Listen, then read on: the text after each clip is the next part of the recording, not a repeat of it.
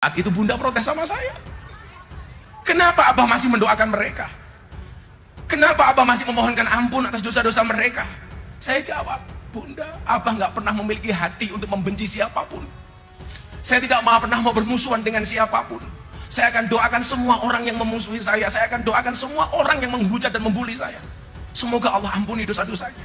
Bunda protes sama saya. Enggak, abah nggak boleh melakukan itu. Saya akan lakukan itu. Karena kalau abah tidak mengikhlaskan hujatan, makian, bulian mereka, itu akan menjadi satu hal beban bagi mereka di yaumul hisab. Abah nggak mau menjadi wasilah sesama muslim menjadi jalan mereka masuk nerakanya Allah Subhanahu wa taala. Mulutnya Muhammad? Enggak. Kuping Anda kupingnya Muhammad? Enggak. Tangan Anda tangan Muhammad, jahil aja. Tangan bawahnya ngetik-ngetik aja. Besok masuk penipu, besok masuk pembohong. Itu tangan Muhammad. Itu tangannya Muhammad. Lu lagi ikut nge-share lagi. Apa enggak bakal diazab sama Allah Subhanahu wa taala? Enggak takut itu. Anda ngomongin orang pakai mulutnya Muhammad itu. Pakai mulut yang bersaksi, wahai Muhammad, persaksikanlah aku ini umatmu, maka telingaku telingamu, mulutku mulutmu, kan begitu. Ah, sama partai aja begitu, darahku darahmu. Terus kita ikut jempol lagi berdarah. Hah? Kenapa sama Muhammad kok tiba-tiba mulutnya bukan mulut Muhammad? Tangannya bukan tangan Muhammad. Tangan Muhammad kan mengasihi orang. Demi Allah loh, teman-teman wali santri pada dihina orang, santri-santri saya pada dihina orang, teman-teman saya yang jadi panitia pada dihina orang, orang pada takut manggil saya, orang pada takut ngundang saya. Apaan ini? Coba aja lihat di pengadilan negeri. Kalau emang nanti saya kalah, saya harus bayar. Bismillah kita bayar. Menurut hemat saya, kalau tidak ada api, itu pasti tidak ada asap. Kalau orang tidak menanam, itu tentu tidak akan ada buahnya, kan begitu. Nah, menurut hemat saya, apa yang terjadi kepada Yusuf Mansur ini kan suatu fakta yang memang bukan hanya kita omon-omonkan saja, tetapi sudah ada upaya-upaya hukum melalui pengadilan, di mana di sana diuji, kita uji, kemudian majelis hakim mempertimbangkan segala sesuatu alat bukti atau fakta-fakta yang terungkap di persidangan. Sehingga menurut hemat saya, ketika ini sudah terbukti Yusuf Mansur melakukan tindak wan prestasi, ketika itu diketahui oleh publik, kemudian publik tidak mau mengundang dan seterusnya, bukanlah menzolimi, tetapi orang tidak mau juga menjadi korban Yusuf Mansur, begitu Mas. Ya.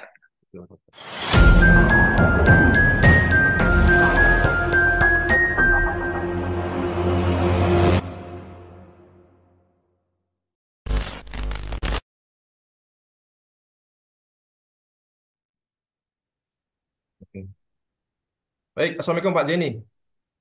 Waalaikumsalam warahmatullahi wabarakatuh, Mas Haji. Ya, Mas. Baik, Pak Zaini, ini berkaitan dengan memori kasasi yang sudah diajukan oleh Yusuf Mansur. Pak Zaini sudah menyampaikan bahwasanya alasan dari Yusuf Mansur ini adalah alasan basi yang terus diulang-ulang, mengatakan bahwa yang berwenang adalah pengadilan agama dan juga membantah terlibat gitu Pak. Nah, untuk Dwi Ya. Yuda Andi ini apakah sudah juga sudah melakukan kasasi dan isinya apa itu Pak? Ya, jadi Dwi Yuda sudah mengajukan memori kasasi. Isi dari memori kasasi itu juga sama, Mas. Mengulang-ulang dalil pada saat mereka banding, Mas. Intinya mereka mengatakan bahwa Dwi Yuda Andi atau dalam perkara ini sebagai tergugat 4 atau pembanding 2 atau pemohon kasasi 2, itu mereka menolak atau membantah bahwa ada keterlibatan dia dalam bisnis batu bara ini, begitu. Ya. Padahal sesuai dengan fakta hukum, sesuai dengan alat bukti yang sudah saya ajukan, bahwa Dwi Andi Yuda tergugat 4 atau pemohon banding 1 atau pemohon kasasi 1 itu jelas menerima uang daripada penggugat. atau saat ini sebagai termohon kasasi begitu, Mas. Baik. Ya. Ya. Jadi ya sama seperti Yusuf Mansur Pak ya. Di alasan yang terus diulang-ulang sama seperti ketika mengajukan banding gitu Pak ya.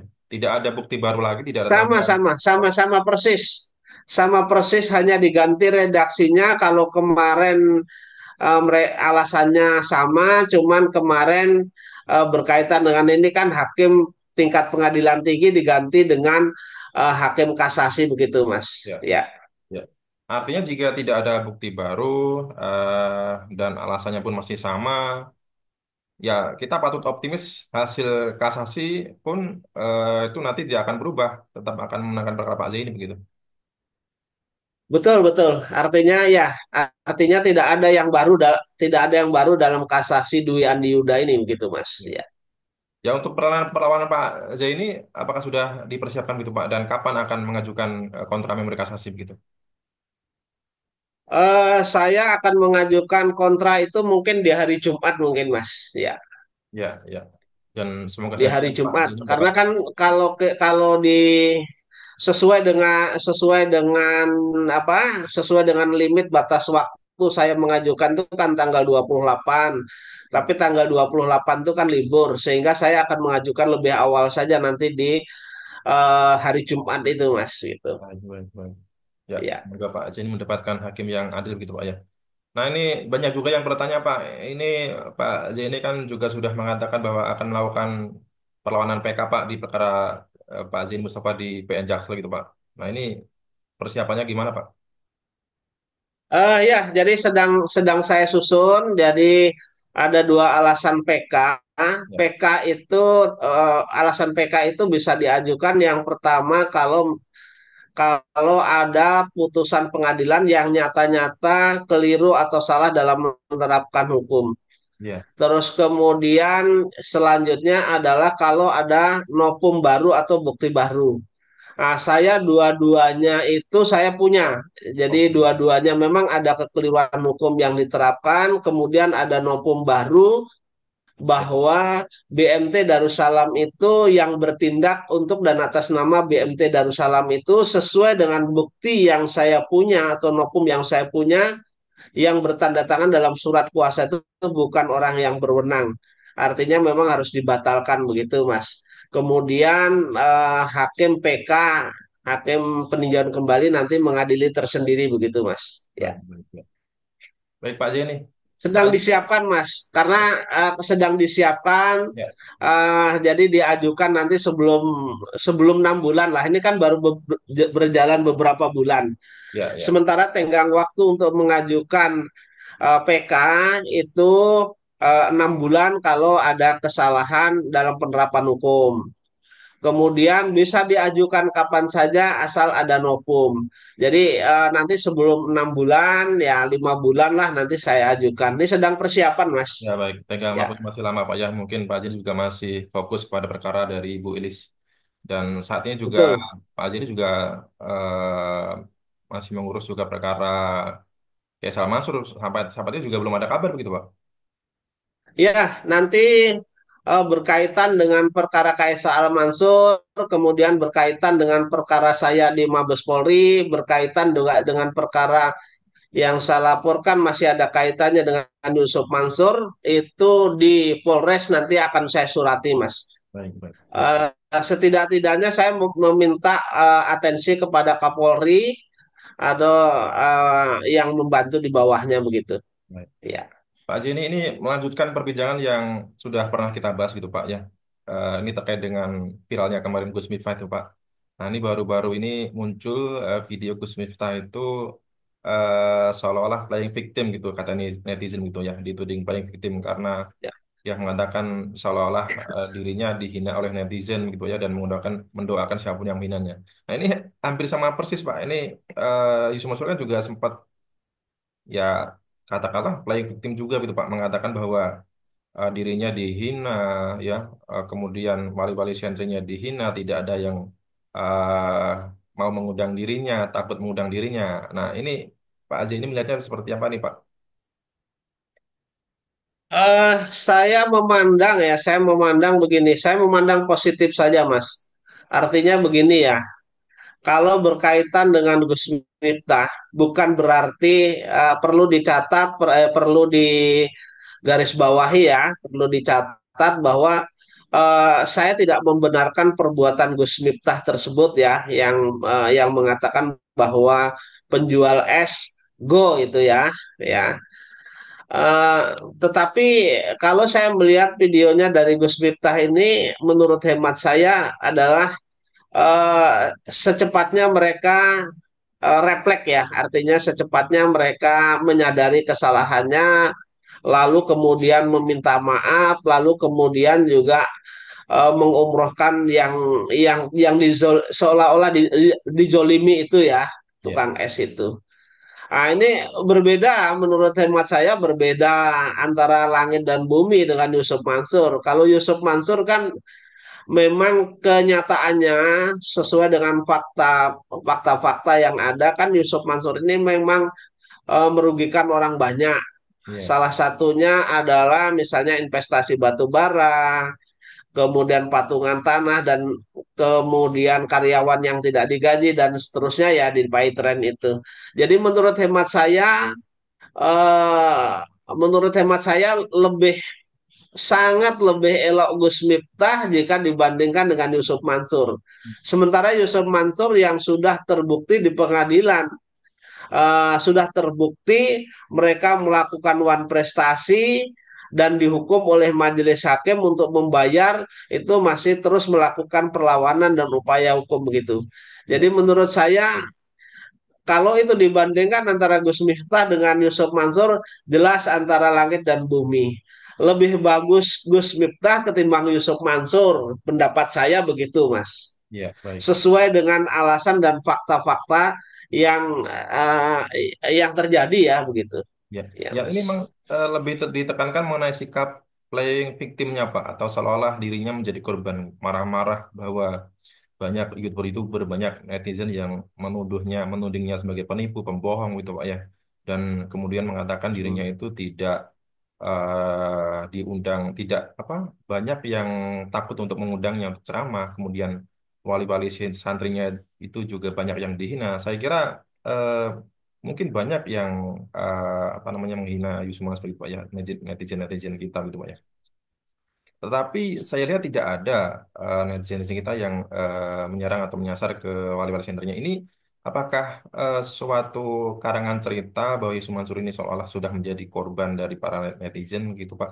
Atau mungkin ini ya memang benar, memang efek dari ulah Yusuf Mansur sendiri itu sampai ke orang-orang yang di sekitarnya gitu Pak? Ya, jadi gini, Mas. Menurut hemat saya, kalau tidak ada api, itu pasti tidak ada asap. Ya, Kalau orang tidak menanam, itu tentu tidak akan ada buahnya, kan begitu. betul. Nah, menurut hemat saya, apa yang terjadi kepada Yusuf Mansur ini kan suatu fakta Ya, yang memang bukan hanya kita omon-omonkan saja, tetapi sudah ada upaya-upaya hukum melalui pengadilan, di mana di sana kita uji, kemudian majelis hakim mempertimbangkan segala sesuatu alat bukti atau fakta-fakta yang terungkap di persidangan. Sehingga menurut hemat saya, ketika ini sudah terbukti Yusuf Mansur melakukan tindak wan prestasi, ketika itu diketahui oleh publik, kemudian publik tidak mau mengundang dan seterusnya, bukanlah menzolimi, tetapi orang tidak mau juga menjadi korban Yusuf Mansur begitu, Mas. ya, Ya, betul. Ya, ya, ya itu itu tadi. Mas.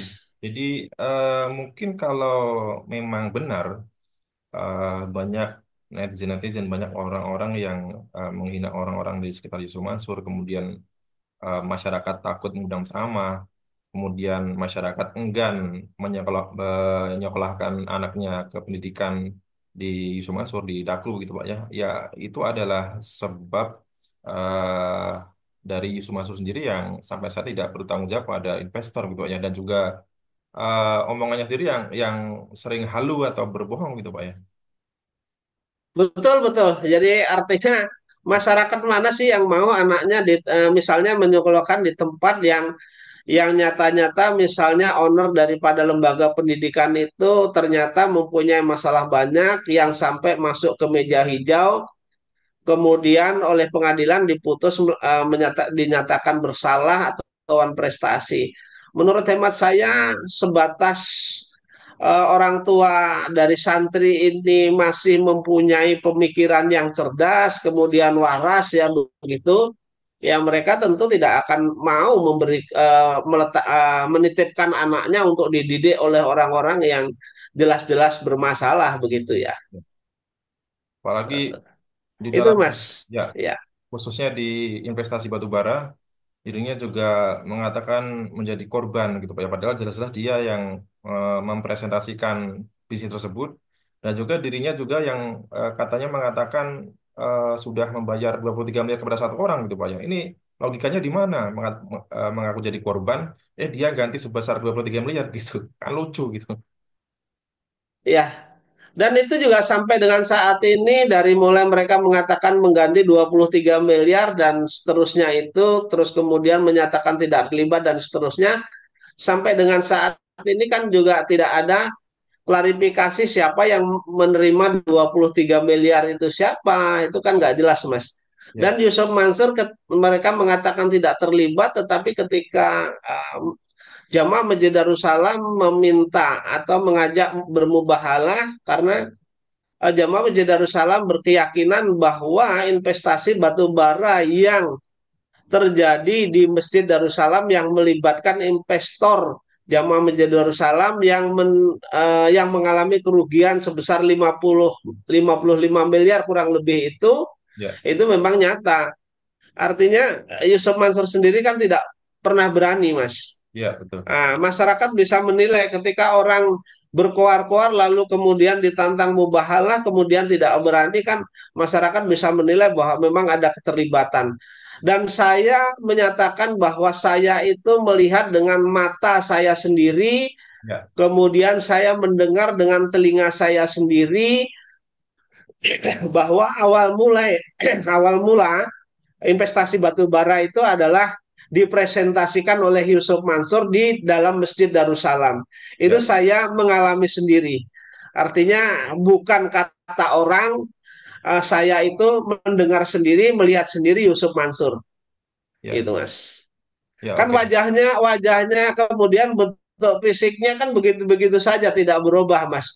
Tidak mungkin juga jin atau setan yang berpresentasi di Masjid Darussalam, Mas. Tapi Betul. bentuknya jelas Yusuf Ya, Mansur, fisiknya Yusuf Mansur, omongannya Yusuf Mansur, dan itu bukan hanya saya sendiri yang melihat, tetapi masih bisa kalau dikumpulkan ratusan ratusan orang yang mendengar itu masih bisa kita kumpulkan, Mas. baik, baik. Itu. Ya.